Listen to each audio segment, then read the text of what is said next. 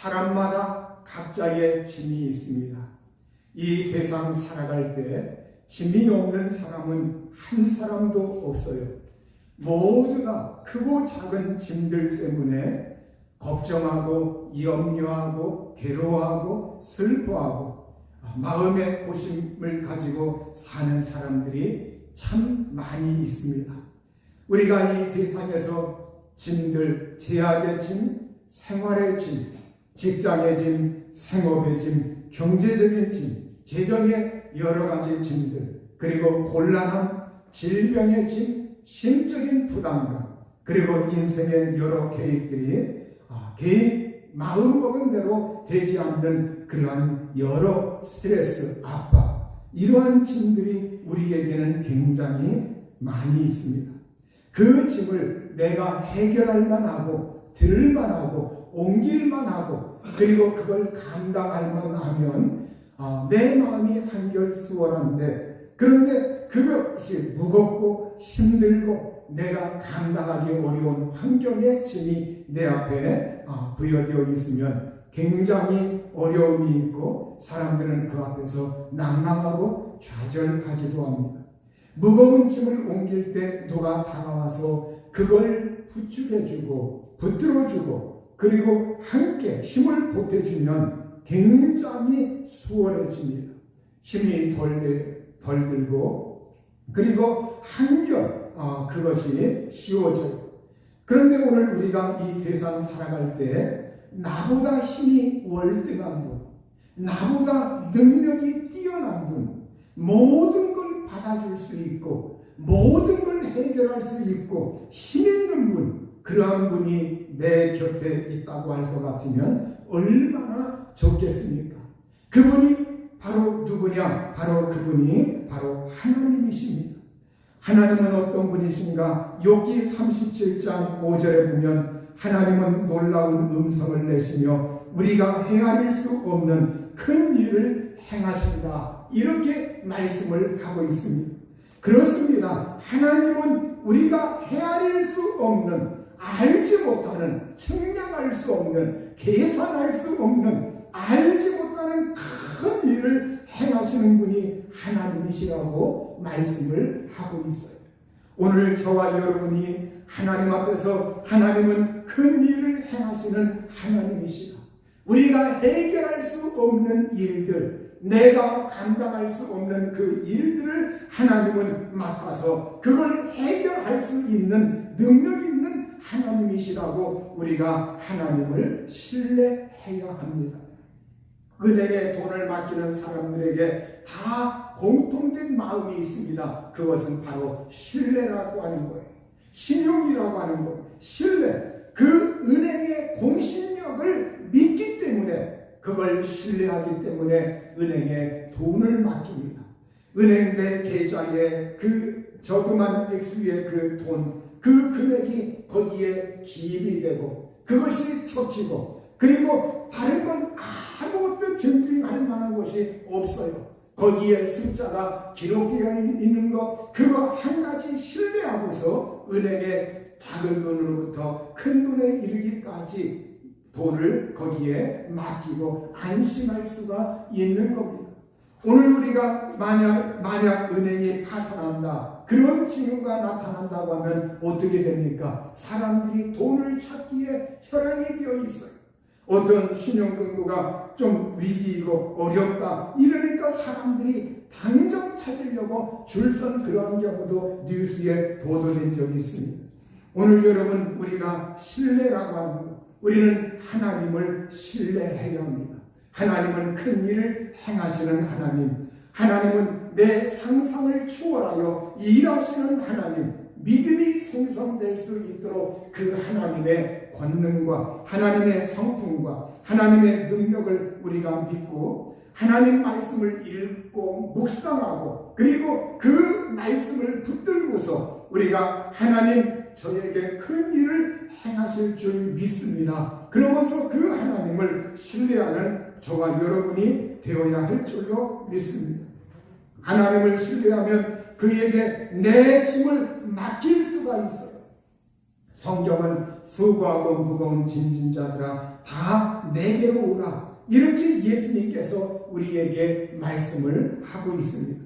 예수님이 오라. 누구를? 수고하고 무거운 짐진 자들, 내가 감당할 수 없는 일들로 인하여 시험하고 있는 그 사람들에게 예수님이 내게 오라고 하는 이 말씀은 우리 주님에게 와서 그 모든 짐들을 내려놓고 맡기라고 하는 말씀이십니다. 내 짐이 점점 크고 무거울수록 내 염려도 걱정도 근심도 커집니다. 큰 짐, 무거운 짐, 힘든 짐, 이러한 거 내가 해결할 수 없기 때문에 내 마음속에 근심이 있고 염려가 자리 잡고 있는 거예요. 예수님은 염려하는 사람들, 근심하는 사람들, 무엇을 먹을까, 무엇을 입을까, 염려, 근심하는 그러한 사람들을 향하여 우리 예수님께서 너희 중에 누가 염려함으로 그 길을 한 자라도 더할 수 있겠느냐, 그 목숨을 조금이라도 더 늘릴 수 있겠느냐, 이렇게 성경은 우리에게 말씀을 하고 있습니다. 우리가 염려한다고 해서 우리의 키가 조금 더 자랄 수 있는 것도 아니고, 내가 염려한다고 해서 내 목숨 이것이 조금 연장되는 것도 아니고, 오늘 누가 염려함으로 그 길을 한 자라도 더할 수 있겠느냐? 그런데 성경 각주에 보면 또는 목숨을 이렇게 각주에 달아놓고 있어요. 여러분, 오늘 우리가 우리의 키나 우리의 목숨이나 우리의 이 모든 것을 내가 염려하고 걱정한다고 해서 되는 것이 아니라고 예수님은 말씀을 하고 있습니다. 너희는 내일 일을 위하여 염려하지 말라. 내일 일은 내일이 염려할 것이요 한날의 기름은 그날로 족합니다. 이렇게 말씀을 하고 있습니다. 여러분, 세계 2차 대전 때, 제2차 세계대전 때 전쟁으로 나가서 전장터에서 죽은 그 청년들, 이 청년들의 그 숫자, 그런데 이 청년들을 전쟁터에 보내놓고서 집에서 정말로 내 아들을 보내놓고 남편을 보내놓고 이렇게 가족의 그 식구들이 염려하고 정말 살아 돌아와야 되는데, 그러면서 염려하고 불안으로 인해서 집에서 염려하고 걱정하다가 병 생겨가지고 그 죽은 미국 시민이 그 전쟁터에 나갔던 그 아들과 남편보다 3배나 많다고 합니다. 3배나 더 많다고. 이렇게 총탄에 죽은 사람보다 염려로 죽은 사람들, 불안으로 죽은 사람들, 걱정으로 죽은 사람들의 숫자가 훨씬 더 많았다고 하는 사실입니다. 불안, 염려, 걱정, 이건 우리의 마음을, 우리의 몸을, 그리고 우리의 목숨, 이러한 모든 것을, 불안과 염려와 걱정은 우리가 이 세상 살아갈 때 그 모든 것에 해를 끼치게 됩니다. 제가 교회 개척을 했을 때 그 당시에는 아주 젊음도 있었고 꿈도 있었고 될 거다 이렇게 생각을 했어요. 그래서 그때는 이렇게 개척하고 나서도 이제 김주환 전사님하고 이렇게 동네 아이들 뭐 이렇게 하면 여름 성경학교 그 해에 그 다음 해에 30명 40명 우르르 몰려들어서 그 30명 40명 아이들이 나오기 시작했고, 또 그 아이들이 꾸준히 그 이후로도 약간의 변동은 있지만 그래도 그 아이들이 계속 이렇게 한동안 오랫동안 나온 적이 있어요.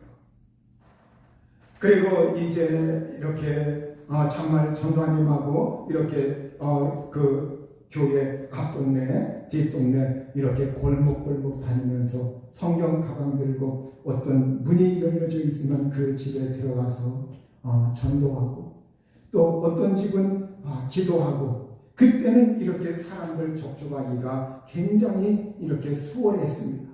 지금은 남의 집 얼씬거렸다가 잘못 오해받으면 아주 곤란한 일들이 굉장히 법적으로 이제는 많이 생겨요. 어린 아이들도 잘못 말 걸었다가는 아주 오해받는 그러한 세상 속에서 우리가 살고 있어요. 바로 2000년대 언제부턴가 이 핸드폰이 나온 이후로부터 부모님들이 내 자식 한 명 한 명, 그래서 이제는 부모님들이 애들 교회 가는 것까지도 참견하고 있어요. 핸드폰으로 점검하고 너 어디 갔다 왔느냐, 그리고 정말로 척추하지 못하도록 이런 세상이 되고 말았습니다. 그래서 이제 앞에서도 그렇게 해가지고 이제 사람이 몇 사람 이렇게 나오게 됐어요. 몇 사람 나오게 되었는데, 근데 이제 조금 한 횟수가 조금 지났을 때 그때 힘이 되었던 사람들이 이렇게 떠나갔습니다. 힘이 되었던 사람들이 떠나갔어요. 이걸 어떻게 하나? 남은 사람들 불과 얼마 없고, 정말로 또 남은 사람들이 이렇게 11조라든가 그런 걸 확 하는 그런 사람들은 아주 소수의 사람들이고, 이걸 어떻게 하나? 굉장히 답답하고 막막하고 또 근심, 염려, 주님께 기도하는 수밖에 별 도리가 없었습니다. 별 도리가 없어요. 그래서 이렇게 새벽 기도 나오면 새벽 기도 나와서 기도하고, 또 이렇게 한 오전 10시경까지 매달리면서 기도에 매달려서 하나님 아시죠? 하나님 아시죠? 이 염려 근심 맡아 주관하시고 해결해달라고. 그런데 그때 신기하게 이렇게 어떤 그 사람 이렇게 해가지고 연결이 됐어요. 그래서 그들 사람들을 나오게 하기 위해서 그 해에 교회에서 봉고도 세 차 구입했고, 그러면서 이렇게 가득 태워가지고 오게 되고, 또 연결해가지고 아주 먼 곳에 사는 사람도 또 다른 차를 동원해서 이렇게 태워오게 되고,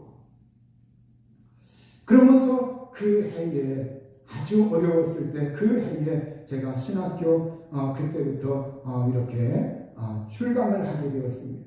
그 신학교 출강을 해서 철학을 강의했는데, 철학과 윤리학 이걸 강의하게 됐는데, 그때 이정실 자매, 고인순 자매, 한은희 자매가 이렇게 철학 강의를 들었고 그리고 나오게 되었어요. 또 얼마 안 있다가 이들에 의해서 그 학교에서 또 한 학생이 그 학생도 이렇게 수업을 들은 학생인데, 그 학생도 소문을 듣고 나오게 되었어요. 그리고 김준하 전도사님에 의해서 강정화 자매라고 이렇게 자매님이 또 한 사람 그 학교 출신이 나오게 되었어요. 그리고 이제는 김준하 전도사님에 의해서 개척한 그 해에 어떤 남자 이렇게 신학생이 이렇게 나와서 제가 서울교회에서 안수받을 때 같이 가가지고 축하해주고 그러한 신학생 남자도 또 있었어요. 그러고 보니까 신학생들 이 출신들이 꽤 많이 이렇게 교회에 나오게 되었고, 또 그들에 의해서 전도가 연결이 되었던 그러한 적이 있습니다. 그래서 그 해에 아주 어려움을 당했던 그 해인데, 그 해가 지나가면서 또 그 다음 해에 그 이듬 해에 또 이렇게 하면서 서서히 이렇게 다른 지역에서 전도됐던 사람들, 이러한 사람들과 함께 나와가지고 그들이 기도에 불이 붙었고 열심들을 해요.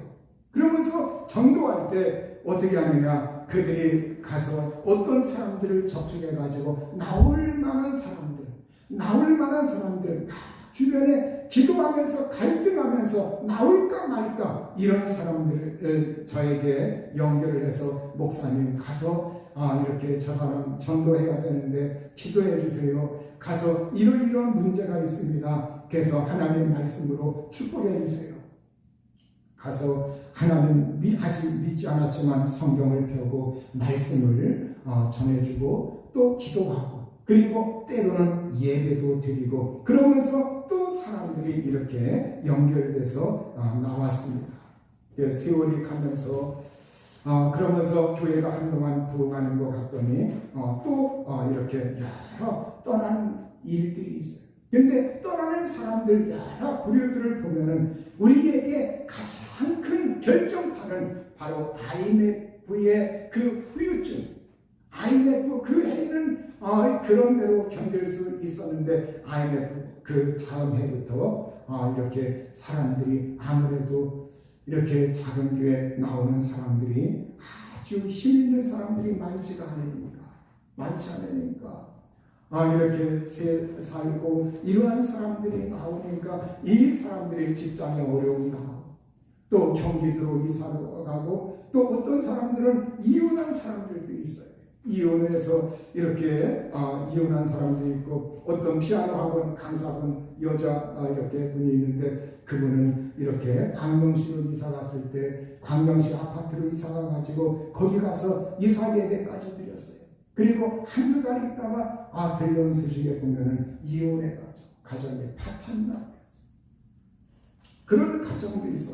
여러 일들이 있었고 어떤 사람들은 또 남편이 죽었다고 하고. 그러니까 우리가 생각지 아니하였던 그 생활고의 어려움들 이러한 거에 의해서 사람들이 어려움을 당하고 또 이상하기도 하고 여러 가지가 있어요. 그리고 또 한 가지는 또 사람들이 굴러온들이 박힌돌을 빼낸다고 어떤 사람들은 이렇게 왔다가 사람들에게 자꾸 충동질해요. 그렇게 열심히 내는데 그렇게 열심히 내고 그렇게 충성되고 그만한 재능과 그만한 능력 그만한 재능과 그만한 능력 그러면서 자꾸 충동질을 하고 그리고 시기하고 질투하고 막 이렇게 하면서 자기들끼리 시기, 염려, 질투 이러한 것들이 있더라는 거예요. 그런 것들이 얽히고 설켜서 또 떠나는 사람들도 있는 걸 저는 많이 경험을 했습니다. 자, 이러한 과정을 겪을 때 제 마음속에 정말로 이 목회라고 하는 것이 이렇게 수월한 것만은 아니구나. 제가 막 부흥할 때 그때에 제가 이렇게 우리 교단이 그 당시에 그렇게 크지가 않았어요. 그래서 제 마음에 어느 정도 이렇게 들어왔을 때 이제는 됐구나, 어느 선을 넘었구나 이렇게 저는 생각을 한 적도 한 번 있습니다. 근데 세월이 가면서 우리가 여러 가지 그래서 정말로 우리가 하나님께 제가 간절히 원하는 예배당은 마련됐지만 그래서 이걸 놓고 제가 곰곰이 생각해 보았어요. 우리가 코로나라고 하는 거, 코로나 또 이사 이거로 인해서 그나마 이사하기 전에 또 몇 가정 이렇게 나오던 그 사람들도 또 안 나오고 있고 그런 상황. 그러나 한 가지 제가 위안이 되는 것은 그래도 환경이 널널해서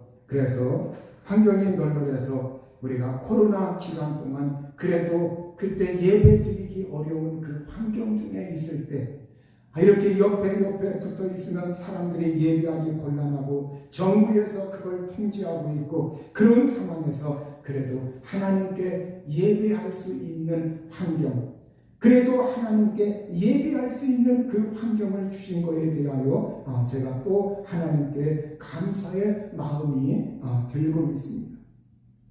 여러분 오늘 우리가 인생 살아갈 때 어려운 일, 이 어려운 일이 한번 닥치면 그것이 또 해결받고 또 나중에 이제는 수월하다 하면 또 어려운 일이 또 닥쳐요. 그래서 우리가 이 세상 살아갈 때 우리에게는 이 세상에서 인생사 세우지 말라고 정말로 그 변방의 노인이 정말 그 한필이 이렇게 들어갔다 나갔다 하면서 거기에서 자기 아들 다리가 부러지기도 하고 또 군대 면제되기도 하고 전쟁 중에 그러면서 인생사라고 하는 것이 인생의 화와 인생의 복이라고 하는 것 이것이 교차해서 오고 간다고 하는 것. 어떤 때는 우리가 복이요 그래서 좋아하고 막 기뻐하고 좋아하고 하는데 또 어떤 때는 그러한 것들이 사그러지고 또 뜻하지 않는 여러 가지 일들이 우리에게 막 닥치고 그러면서 어려움들이 있고 여러분들 우리 기독교의 지금 통계가 지금 우리가 코로나 이거로 인해서 일반적으로 우리가 기독교 통계의 총회들 각 교단마다 총회 그 통계마다 사실 현장에서는 더 심각합니다. 우리나라 한국의 기독교의 전체 여러분들은 그냥 지나다니면서 아니 저기도 큰 예배당이 있고 저기도 큰 예배당이 있고 뭐 해서 뭐 한국의 기독교인들 많다고 하고 별일 없겠지 뭐 이렇게 그러면서 사람들은 다 자기만 있는 곳이 어렵다고 생각해요. 그러나 여러분 그렇지 않습니다. 그렇죠. 우리가 정말로 이렇게 목회자들 이렇게 세금 계산 때문에 이 보고한 해마다 보고합니다. 해마다 보고하는데 세무서에 보고하는데 그 세무서의 보고 거기에 이렇게 통계에는 약 47, 8%인가요? 그렇게 보고하던 사람들이 이 코로나 기간에 또 끊겼다는 거예요. 그것이 또 끊기고 여러분 놀라지 마십시오. 우리 집안의 주소록을 제가 가만히 세봤어요.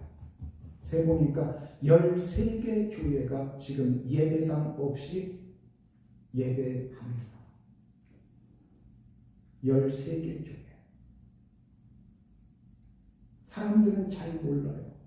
제가 지방의 실상을 잘 압니다. 13개. 우리가 코로나 기간에 그러면서 이렇게 몇 년간 쭉 오면서 이들 교회가 다 처음에 예배당 있고 출발을 했어요. 그런데 이렇게 그러면서 이게 초기에는 그것이 교회가 여전히 있는 것으로 다 보고됩니다. 왜? 없애지는 않았기 때문에.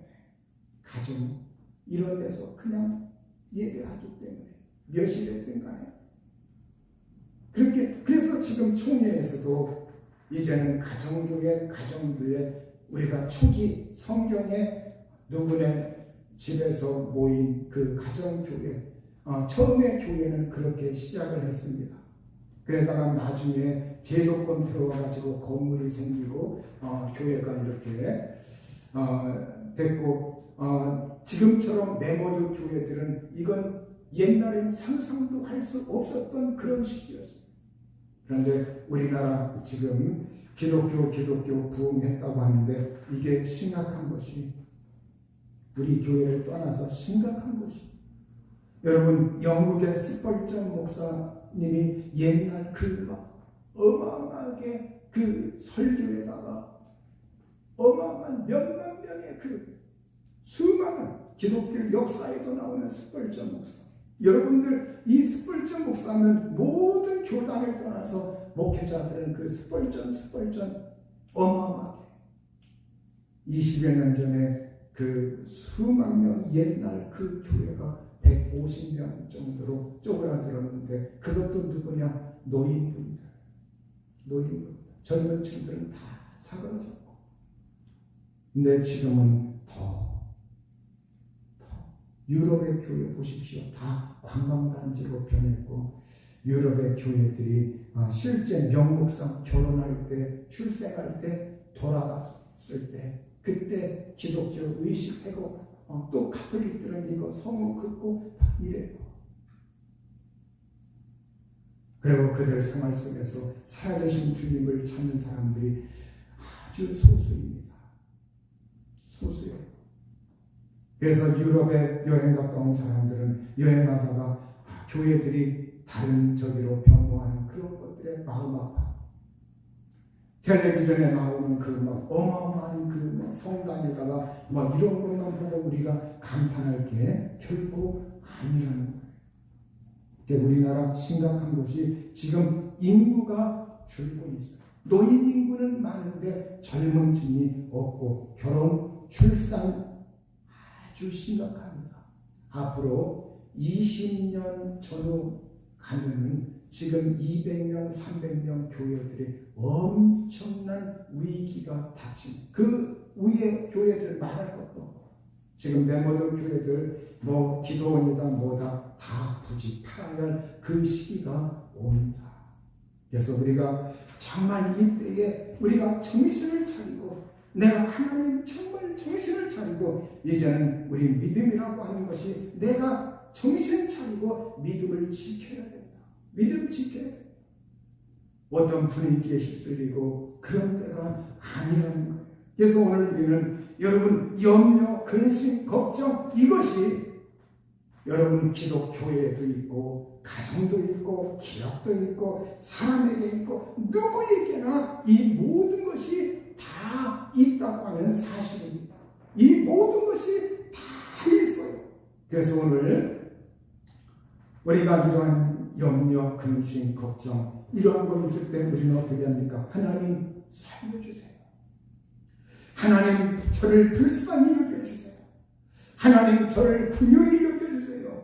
하나님 불쌍히 여겨주세요. 하나님 앞에 긍휼을 구하는 수밖에 다른 도리가 없어요.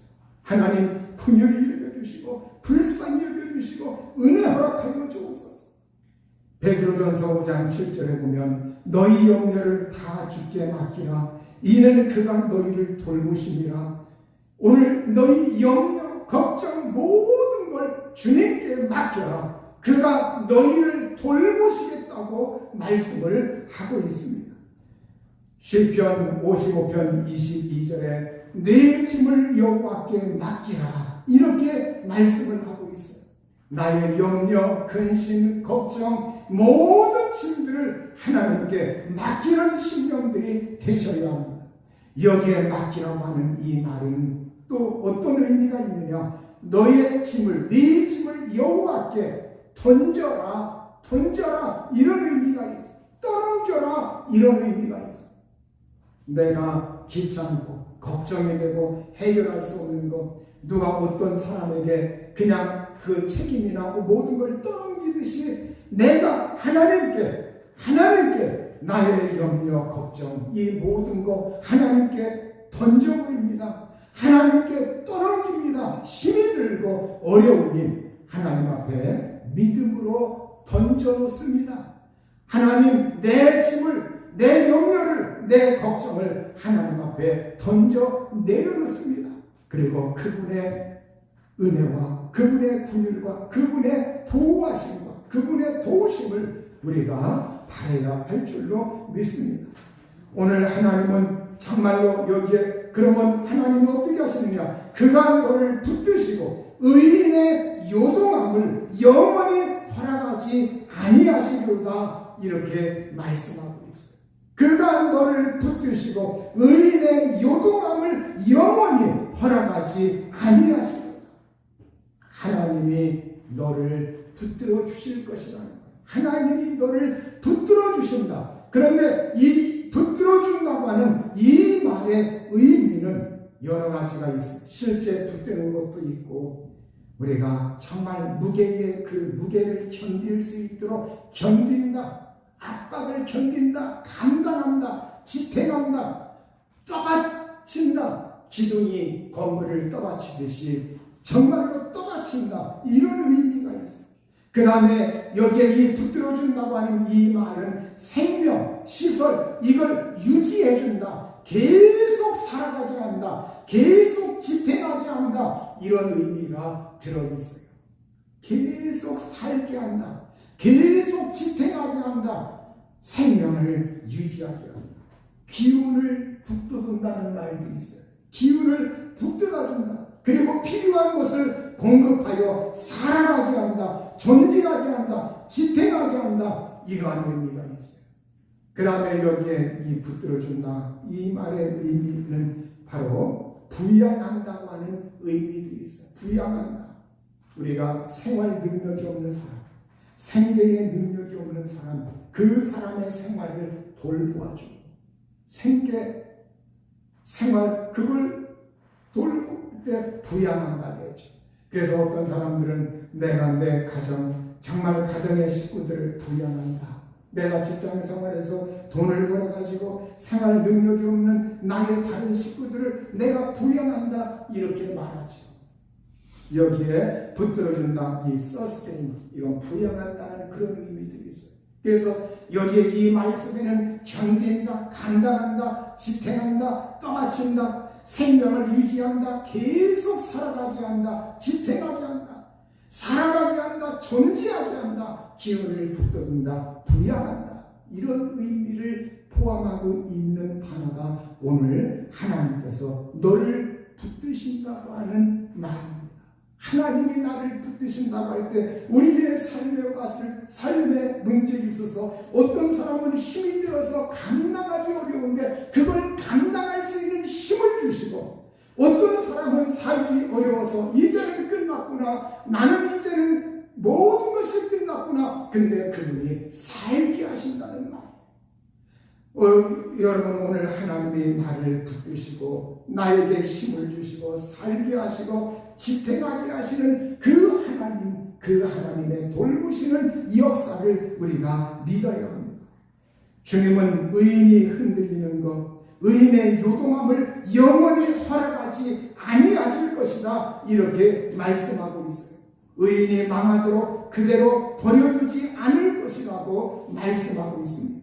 하나님은 결코 의인이 흔들리지 않도록, 망하지 않도록 하시는 하나님이십니다. 오늘 우리 믿음의 사람들, 내 짐을, 내 염려를 하나님께 맡기고 기도하고 말씀 의지하고 그러면서 하나님의 분유를 사모하는 저와 여러분이 될 수 있기를 우리 주의 이름으로 축원합니다. 이 시간 우리 합심해서 기도하실 때 나의 염려, 근심, 걱정, 인생 모든 것 어떻게 사나, 모든 것 주님께 내려놓습니다. 주님께 던져놓습니다. 주님께 맡깁니다. 주님께 의지합니다. 이 시간 우리 기도할 때 하나님, 주의 분율의 은혜, 주의 자비의 은혜 내게 주시고 함께하사 나를 살리시고 생명 주시고 은혜 달라고 다 같이 기도하겠습니다. 자비하신 아버지, 우리 하나님께서 역사하셔서 주의 생명과 하나님의 은혜와 하나님의 능력과 권능이 함께하사 아버지여 일하시고 성령의 주관하여 주옵소서. 우리 아버지 하나님, 전능하신 아버지, 주의 귀한 놀라운 역사와 하나님의 은총이 함께하사 아버지여 일하시고 성령님 도우시기를 원합니다. 우리 아버지 하나님, 주의 한량의 은혜와 자비와 권능과